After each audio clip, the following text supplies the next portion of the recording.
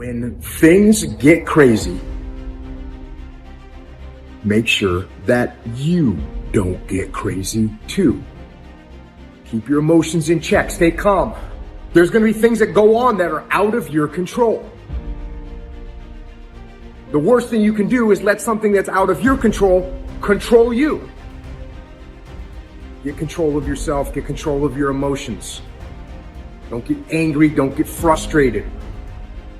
Instead, stay calm and figure out how to move forward. So you want to ask yourself, what story do you find yourself telling?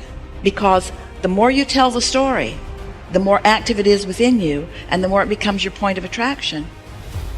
And the more it finalizes, way too strong of a word, but the more it causes a belief to be powerful within you, and your powerful beliefs that are in opposition to your powerful desires are the only problem in the world that you ever have. Your subconscious mind is extraordinarily powerful, and its job is to keep you consistent on the outside with your commands on the inside. Burdens are what age us. They drag down our spirits. We can change the world. Just for a moment, close your eyes and connect with that part of yourself. If each one of us would practice getting in touch with the treasures within us on a daily basis, we could literally change the world. And as Joseph Campbell said, life is a wonderful, wonderful opera, except that it hurts. So the question is, do you see it as the beautiful opera? Or do you just pay attention to the pain? You get what you focus on. If you focus on the things that are bad, they will become real. They will become exaggerated. They will begin to monopolize your thoughts. You'll see them everywhere. And at the end of the day, you're going to get what you focus on. They're both true. Many of you listening to me know what it's like to lose everything. You know what it's like to hit rock bottom. You know what it's like not to be supported. You know what it's like to be lied on. You know what it's like to experience emotional, relational, and psychological trauma. And it changes you because you don't know what you are made of until you have gone through something. Don't let the outside interference stop your growth. Where you put your energy, where you put your attention, where you put your focus is going to determine what you see. And that is the most fascinating and the most important thing you have to understand about the way that your mind works. It's called the reticular activating system. Your mind is literally designed to pay attention to the things that you notice. Rectify in yourself. Believe in yourself. Keep that faith in yourself.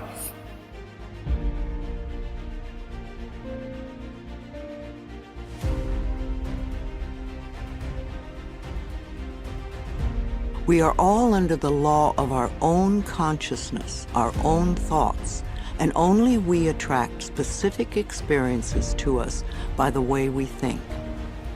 When you change your thinking process, then everything in your life will also change. You will be amazed and delighted to see how people, places, things, and circumstances can change. Blame is just another negative affirmation, and you do not want to waste your precious thoughts on it. Instead, learn to turn your negative affirmations around into positive ones. When you first begin to make the changeover, and really pay attention to your thoughts, you will be horrified to realize how negative much of your thinking has been. So when you catch a negative thought, just think to yourself, this is an old thought, I no longer choose to think that way. Then find a positive thought to substitute for it as quickly as you can. Remember, you want to feel good as much as possible. Thoughts of bitterness, resentment, blame, and guilt make you feel miserable. And that is a habit you really want to release. Another barrier to having positive affirmations work is feeling not good enough, that you don't deserve to have good in your life. If that is your issue, then you could begin with the section on self-esteem.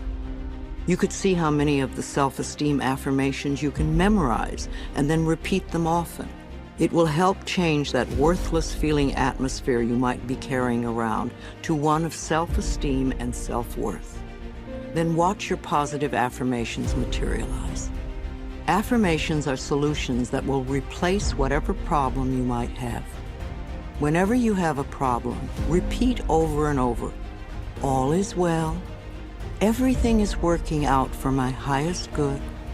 Out of this situation, only good will come, and I am safe." This simple affirmation will work miracles in your life.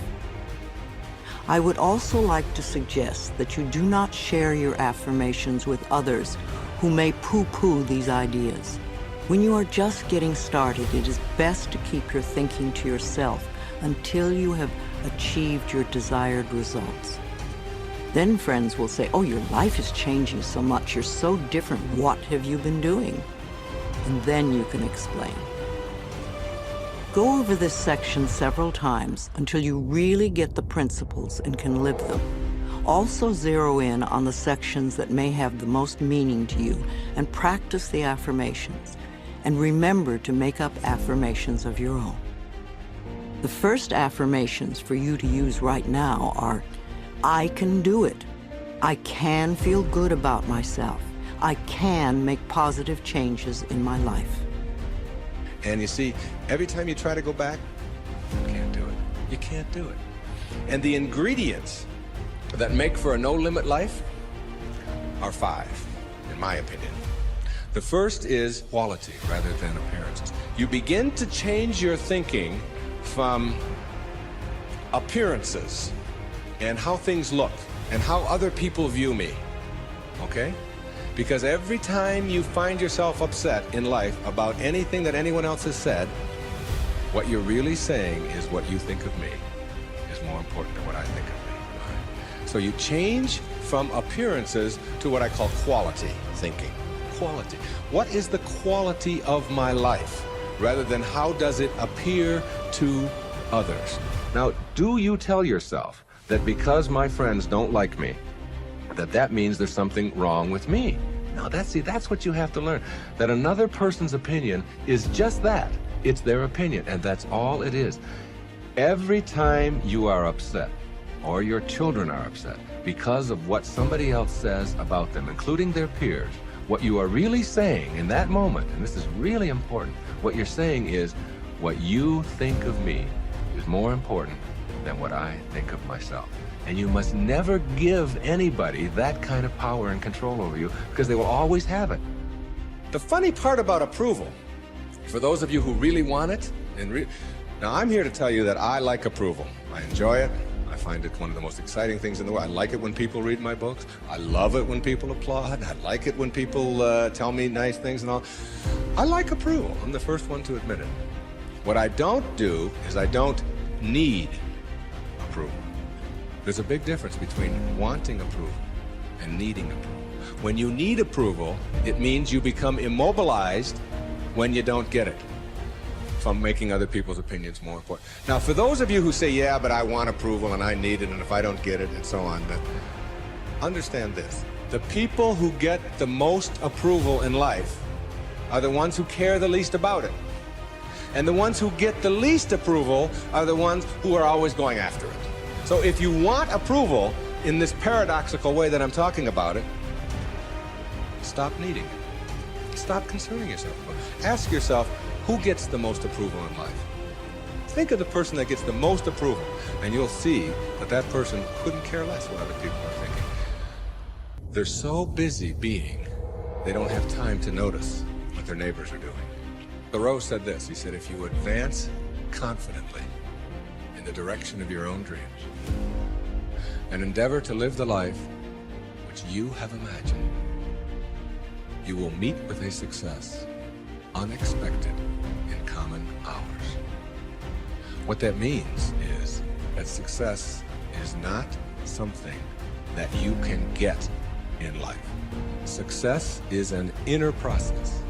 Success is something that you bring to everything you do in your life. It isn't something you get out of what you do. And when you get that, and you learn how to get the junk out and advance confidently, doing what makes the most amount of sense to you based on your inner signals and the one issue of morality, which is you never interfere with anybody else's right to do the same. Each person has their own right to advance confidently in the direction of their own dream. And when you violate that, you're violating the principle of the universe, the essence of the universe, which is cooperation and harmony.